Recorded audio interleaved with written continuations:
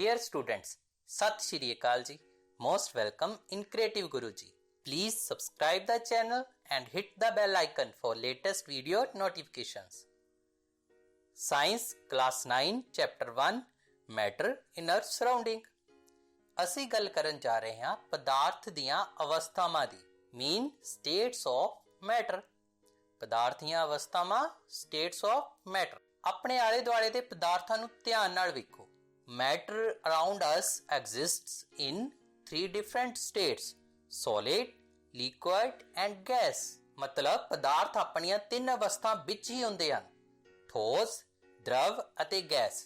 ਪਦਾਰਥ ਦੀਆਂ ਇਹ ਅਵਸਥਾਵਾਂ ਉਸ ਦੇ ਕਣਾਂ ਦੀਆਂ ਵੱਖ-ਵੱਖ ਵਿਸ਼ੇਸ਼ਤਾਵਾਂ ਦੇ ਕਾਰਨ ਹੁੰਦੀਆਂ ਹਨ। ਹੁਣ ਅਸੀਂ ਪਦਾਰਥ ਦੀਆਂ 3 ਅਵਸਥਾਵਾਂ ਦੇ ਗੁਣਾਂ ਦਾ ਵਿਸਥਾਰਪੂਰਵਕ ਅਧਿਐਨ ਕਰਾਂਗੇ।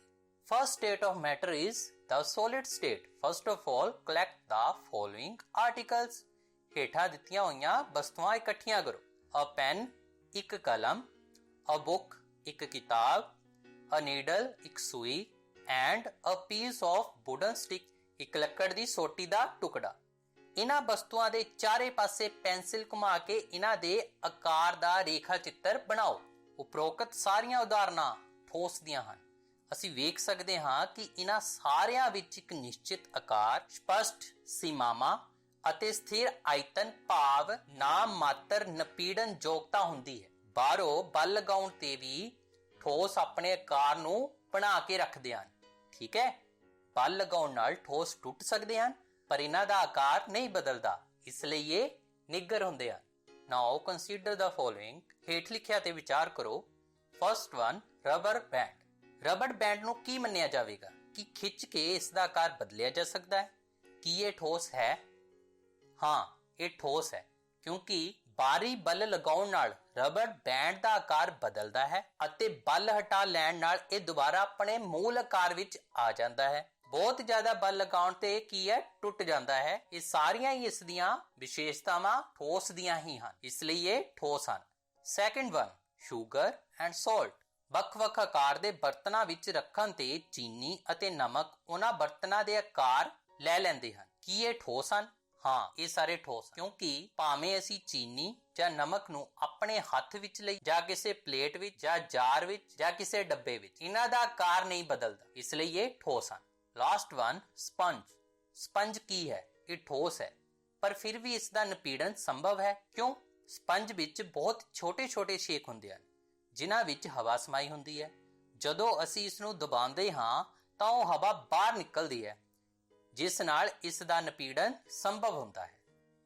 ਇਹ ਸਭ ਕੁਝ ਸਮਝਣ ਤੋਂ ਬਾਅਦ ਹੁਣ ਅਸੀਂ ਸੋਲਿਡ ਨੂੰ ਇਸ ਤਰ੍ਹਾਂ ਪਰਿਭਾਸ਼ਿਤ ਕਰ ਸਕਦੇ ਹਾਂ: A solid is that state of matter which has definite shape, mass and volume। ਮਤਲਬ ਠੋਸ ਪਦਾਰਥ ਦੀ ਉਹ ਅਵਸਥਾ ਹੁੰਦੀ ਹੈ ਜਿਸ ਦਾ ਨਿਸ਼ਚਿਤ ਆਕਾਰ, ਪੁੰਜ ਅਤੇ ਆਇਤਨ ਹੁੰਦਾ ਹੈ। ਠੀਕ ਹੈ, A solid is that state of matter which has definite shape, mass and volume। ਠੋਸ ਪਦਾਰਥ ਦੀ ਉਹ ਅਵਸਥਾ ਹੁੰਦੀ ਹੈ ਜਿਸ ਦਾ ਨਿਸ਼ਚਿਤ ਆਕਾਰ, ਪੁੰਜ ਅਤੇ ਆਇਤਨ ਹੁੰਦਾ ਹੈ। For example, pen, book, needle, wooden stick, ਇਹ ਸਾਰੇ ਠੋਸ ਹਨ। ਹੁਣ ਸੋਲਿਡ ਦੀਆਂ ਪ੍ਰੋਪਰਟੀਜ਼, ਵਿਸ਼ੇਸ਼ਤਾਵਾਂ ਦੀ ਗੱਲ ਕਰਦੇ ਹਾਂ।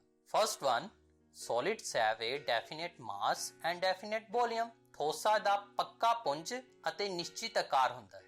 Solids have a definite mass and definite volume। ਠੋਸਾਂ ਦਾ ਪੱਕਾ ਪੁੰਜ ਅਤੇ ਨਿਸ਼ਚਿਤ ਆਕਾਰ ਹੁੰਦਾ ਹੈ। Next one, solid have negligible compressibility। ਠੋਸਾਂ ਵਿੱਚ ਬਹੁਤ ਘੱਟ ਕੰਪਰੈਸਿਬਿਲਿਟੀ ਹੁੰਦੀ ਹੈ। Solids have negligible compressibility। ਠੋਸਾਂ ਵਿੱਚ ਬਹੁਤ ਘੱਟ ਕੰਪਰੈਸਿਬਿਲਿਟੀ ਹੁੰਦੀ ਹੈ। Next one, solids have high densities। ਠੋਸਾਂ ਦੀ ਉੱਚ ਘਣਤਾ ਹੁੰਦੀ ਹੈ। Solids have high densities। ਠੋਸਾਂ ਦੀ ਉੱਚ ਘਣਤਾ ਹੁੰਦੀ ਹੈ। And the last one, the intermolecular distance is very small and intermolecular forces are very strong। Intermolecular distance ਬਹੁਤ ਘੱਟ ਅਤੇ intermolecular forces ਬਹੁਤ ਜ਼ਿਆਦਾ ਹੁੰਦੀ ਹੈ। ਕੀ ਹੁੰਦਾ ਹੈ solid ਦੇ ਵਿੱਚ? The intermolecular distance is very small and the intermolecular forces are very strong। Intermolecular distance ਬਹੁਤ ਘੱਟ ਅਤੇ intermolecular force ਬਹੁਤ ਜ਼ਿਆਦਾ ਹੁੰਦੀ ਹੈ। Now move to the next state of matter which is the liquid state। Collect the following। ਹੇਠ ਲਿਖੀਆਂ ਵਸਤੂਆਂ ਨੂੰ ਇਕੱਠਾ ਕਰੋ: water, cooking oil, milk, juice, ਇਹ ਕੋਲਡ ਡਰਿੰਕ। ਇਹਨਾਂ ਦਰਵਾਂ ਨੂੰ ਫਰਸ਼ ਤੇ ਡੋਲ ਦੇਣ ਨਾਲ ਕੀ ਹੋਵੇਗਾ? ਕਿਸੇ ਇੱਕ ਦਰਵ ਦਾ 50 ਮਿਲੀਲੀਟਰ ਮਾਪ ਕੇ ਵੱਖ-ਵੱਖ ਬਰਤਨਾਂ ਵਿੱਚ ਕਰਮਵਾਰ ਇੱਕ-ਇੱਕ ਕਰਕੇ ਪਾਓ। ਕੀ ਹਰ ਵਾਰ ਆਇਤਨ ਬਰਾਬਰ ਰਹਿੰਦਾ ਹੈ? ਪ੍ਰੀਖਣ ਤੋਂ ਅਸੀਂ ਵੇਖਦੇ ਹਾਂ ਕਿ ਦਰਵ ਦਾ ਕੋਈ ਆਕਾਰ ਨਹੀਂ ਪਰ ਆਇਤਨ ਨਿਸ਼ਚਿਤ ਹੁੰਦਾ ਹੈ। ਜਿਸ ਬਰਤਨ ਵਿੱਚ ਇਹਨਾਂ ਨੂੰ ਰੱਖਿਆ ਜਾਵੇ ਤਾਂ ਉਹ ਉਸੇ ਬਰਤਨ ਦਾ ਆਕਾਰ ਲੈ ਲੈਂਦੇ ਹਨ। ਦਰਵਾਂ ਵਿੱਚ ਵਹਿਣ ਹੁੰਦਾ ਹੈ ਅਤੇ ਇਹਨਾਂ ਦਾ ਆਕਾਰ ਬਦਲਦਾ ਹੈ, ਇਸ ਲਈ ਇਹ ਨਿੱਗਰ ਨਹੀਂ ਤਰਲ ਹੁੰਦੇ ਹਨ। ਇਹ ਸਭ ਕੁਝ ਸਮਝਣ ਤੋਂ ਬਾਅਦ ਹੁਣ ਅਸੀਂ ਲਿਕੁਇਡ ਨੂੰ ਕਿਸ ਤਰ੍ਹਾਂ ਪਰਿਭਾਸ਼ਿਤ ਕਰ ਸਕਦੇ ਹਾਂ?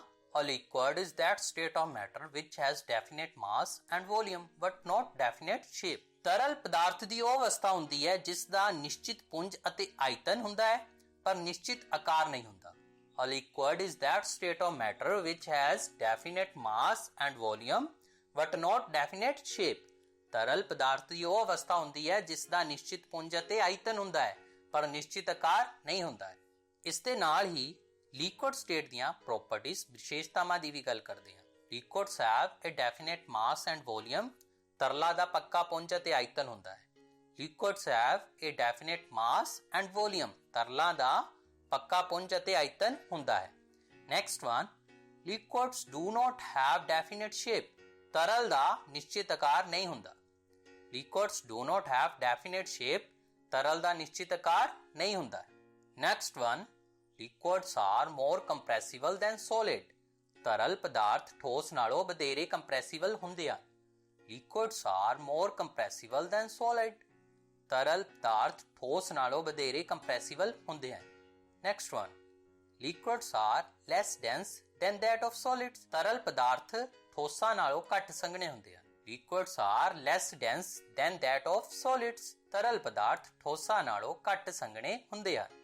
And the last one, less intermolecular force of attraction in liquids. ਤਰਲ ਵਿੱਚ intermolecular force of attraction ਘੱਟ ਹੁੰਦੀ ਹੈ। Less intermolecular force of attractions in liquid. ਤਰਲ ਵਿੱਚ intermolecular force of attraction ਘੱਟ ਹੁੰਦੀ ਹੈ। Last state of matter is the gaseous state. Have you ever observed a balloon seller filling a large number of balloons from a single cylinder of gas? ਮਤਲਬ ਕੀ ਤੁਸੀਂ ਕਦੇ ਉਸ ਗੁਬਾਰੇ ਵਾਲੇ ਵੱਲ ਧਿਆਨ ਦਿੱਤਾ ਹੈ ਜੋ ਗੈਸ ਦੇ ਇੱਕ ਹੀ ਸਿਲੰਡਰ ਵਿੱਚੋਂ ਬਹੁਤ ਸਾਰੇ ਗੁਬਾਰਿਆਂ ਵਿੱਚ ਹਵਾ ਭਰਦਾ ਹੈ? ਗੁਬਾਰੇ ਵਾਲਾ ਇਹ ਕਿਸ ਤਰ੍ਹਾਂ ਕਰਦਾ ਹੈ? Because gases are highly compressible as compared to solids and liquids. ਇਸ ਦਾ ਅਰਥ ਗੈਸਾਂ ਠੋਸ ਅਤੇ ਤਰਲਾਂ ਦੇ ਮੁਕਾਬਲੇ ਵਿੱਚ ਬਹੁਤ ਜ਼ਿਆਦਾ ਕੰਪਰੈਸਿਬਲ ਹੁੰਦੀਆਂ ਹਨ। ਇਸ ਦੇ ਕਾਰਨ ਹੀ ਉਹ ਇੱਕ ਸਿਲੰਡਰ ਤੋਂ ਬਹੁਤ ਸਾਰੇ ਗੁਬਾਰੇ ਭਰ ਸਕਦਾ ਹੈ। ਹੋਰ ਗੱਲ ਕਰੀਏ ਤਾਂ ਸਾਡੇ ਘਰਾਂ ਵਿੱਚ ਖਾਣਾ ਬਣਾਉਣ ਵਿੱਚ ਵਰਤੀ ਜਾਣ ਵਾਲੀ ਗੈਸ ਦ੍ਰਵਿਤ ਪੈਟਰੋਲੀਅਮ ਗੈਸ, ਜਿਸ ਨੂੰ ਅਸੀਂ LPG ਸਿਲੰਡਰ ਵੀ ਕਹਿੰਦੇ ਹਾਂ ਜਾਂ LPG ਕਹਿੰਦੇ ਹਾਂ, ਜਾਂ ਹਸਪਤਾਲਾਂ ਵਿੱਚ ਦਿੱਤੀ ਜਾਣ ਵਾਲੀ ਆਕਸੀਜਨ ਸਿਲੰਡਰ ਵਿੱਚ ਨਿਪੀੜਿਤ ਗੈਸ ਹੁੰਦੀ ਹੈ। ਅੱਜ ਕੱਲ੍ਹ ਗੱਡੀਆਂ ਵਿੱਚ ਬਾਲਣ ਦੇ ਰੂਪ ਵਿੱਚ ਨਿਪੀੜਿਤ ਕੁਦਰਤੀ ਗੈਸ, ਜਿਸ ਨੂੰ ਅਸੀਂ CNG ਕਹਿੰਦੇ ਹਾਂ, ਦੀ ਵਰਤੋਂ ਹੁੰਦੀ ਹੈ। ਨਿਪੀੜਨ ਕਾਫੀ ਹੋਣ ਕਾਰਨ ਗੈਸ ਦੇ ਬਹੁਤ ਜ਼ਿਆਦਾ ਆਇਤਨ ਨੂੰ ਇੱਕ ਘੱਟ ਆਇਤਨ ਵਾਲੇ ਸਿਲੰਡਰ ਵਿੱਚ ਨਿਪੀੜਿਤ ਕੀਤਾ ਜਾ ਸਕਦਾ ਹੈ ਅਤੇ ਆਸਾਨੀ ਨਾਲ ਇੱਕ ਥਾਂ ਤੋਂ ਦੂਜੀ ਥਾਂ ਤੱਕ ਭੇਜਿਆ ਜਾ ਸਕਦਾ ਹੈ। Now we defined the gaseous state. A gas is that state of matter which has definite mass but no definite volume and no definite shape. For example, oxygen, nitrogen, etc. ਇਸ ਦਾ ਅਰਥ ਗੈਸ ਪਦਾਰਥ ਦੀ ਉਹ ਅਵਸਥਾ ਹੁੰਦੀ ਹੈ ਜਿਸ ਦਾ ਪੁੰਜ ਪੱਕਾ ਹੁੰਦਾ ਹੈ ਪਰ ਕੋਈ ਨਿਸ਼ਚਿਤ ਆਇਤਨ ਅਤੇ ਕੋਈ ਨਿਸ਼ਚਿਤ ਆਕਾਰ ਜਾਂ ਸ਼ਕਲ ਨਹੀਂ ਹੁੰਦੀ। A gas is that state of matter which has definite mass but no definite volume and no definite shape. Gas ਪਦਾਰਥ ਦੀ ਉਹ ਅਵਸਥਾ ਹੁੰਦੀ ਹੈ ਜਿਸ ਦਾ ਪੱਕਾ ਪੁੰਜ ਹੁੰਦਾ ਹੈ ਪਰ ਕੋਈ ਨਿਸ਼ਚਿਤ ਆਇਤਨ ਅਤੇ ਕੋਈ ਨਿਸ਼ਚਿਤ ਆਕਾਰ ਜਾਂ ਸ਼ਕਲ ਨਹੀਂ ਹੁੰਦੀ। ਉਦਾਹਰਨ ਵਜੋਂ ਆਕਸੀਜਨ, ਨਾਈਟ੍ਰੋਜਨ ਆਦਿ। ਹੁਣ ਗੱਲ ਕਰਦੇ ਹਾਂ ਇਸ ਦੀਆਂ ਵਿਸ਼ੇਸ਼ਤਾਵਾਂ ਦੀ, properties the. A gas contained in a vessel have definite mass. ਇੱਕ ਬਰਤਨ ਵਿੱਚ ਪਈ ਗੈਸ ਦਾ ਪੱਕਾ ਪੁੰਜ ਹੁੰਦਾ ਹੈ। A gas contained in a vessel have definite mass. ਇੱਕ ਬਰਤਨ ਵਿੱਚ ਪਈ ਗੈਸ ਦਾ ਪੱਕਾ ਪੁੰਜ ਹੁੰਦਾ ਹੈ। They do not have definite shape and volume. ਇਹਨਾਂ ਦਾ ਨਿਸ਼ਚਿਤ ਆਕਾਰ ਅਤੇ ਆਇਤਨ ਨਹੀਂ ਹੁੰਦਾ। They do not have definite shape and volume. ਇਹਨਾਂ ਦਾ ਨਿਸ਼ਚਿਤ ਆਕਾਰ ਅਤੇ ਆਇਤਨ ਨਹੀਂ ਹੁੰਦਾ। Next one, gases are highly compressible. ਗੈਸਾਂ ਬਹੁਤ ਜ਼ਿਆਦਾ compressible ਹਨ। Gases are highly compressible. गैसा बहुत ज़्यादा compressible है।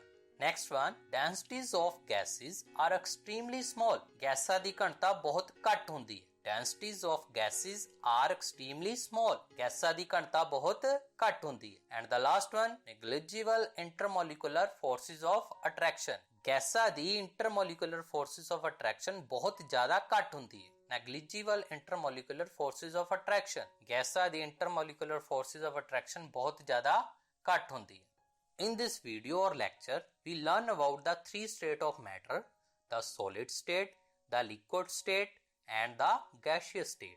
That's all about this topic. I hope you will understand today's topic in this lecture. Don't forget to hit the like button and share this video. Subscribe to our channel, keep hard work and make parents' name shine.